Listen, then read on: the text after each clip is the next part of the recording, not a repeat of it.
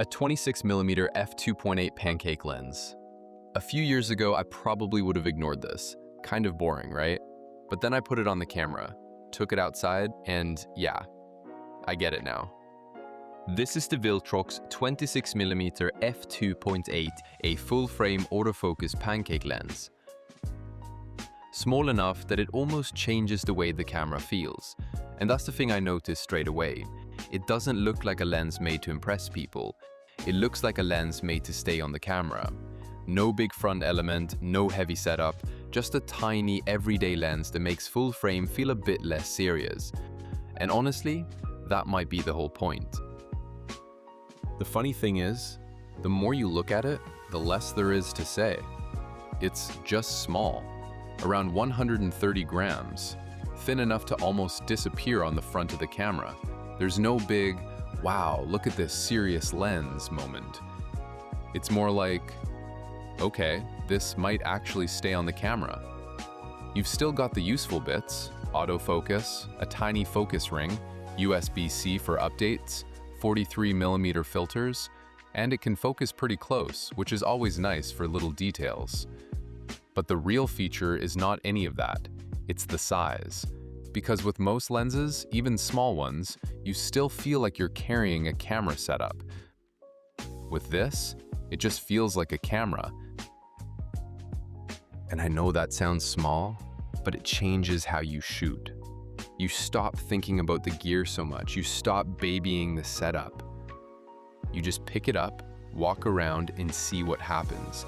And for a lens like this, that might be more important than another stop of aperture. This is where it started to click for me. Because off the camera, yeah, it's a tiny lens, that's obvious. But once you mount it, that's when you actually understand why it exists.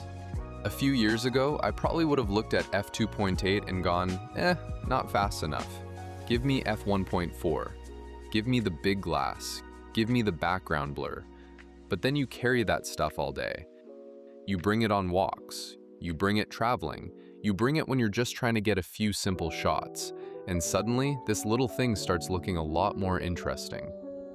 On the camera, it doesn't feel like a setup. It feels like something you can just grab. 26mm is wide enough for streets, parks, travel, behind the scenes, all the little moments where you don't want to keep swapping lenses. Is it the most exciting lens on paper? No, but I'm starting to think that's kind of why it works. Okay, so this is where 26mm starts to make sense, because on paper it sounds a bit random, not 24, not 28, 26, like Viltrox couldn't decide, but it feels pretty natural. You get enough width to show the place, the grass, the light, the space around the subject, but it doesn't feel crazy wide. For portraits, you do have to think a little differently. This isn't the lens for creamy 85mm background blur. That's not what it does. But if you want the person and the moment around them, it works. Then for video, it makes even more sense, because 26mm gives you room to move. And with autofocus, this kind of lens becomes really easy. You're not thinking about focus pulls. You're not building a rig. You're not trying to make everything perfect. You're just filming what's in front of you. And that's probably where I started to understand it. This isn't really a lens for showing off. It's a lens for having with you. A small walk, a bit of travel, a day in the city, something unexpected in the park. Even just seeing deer at the end of the day and having the camera ready. And maybe that's why this little Viltrox makes more sense than I expected. If you enjoyed this video, hit like. Subscribe for more lens tests and real-world camera gear reviews. Thanks for watching.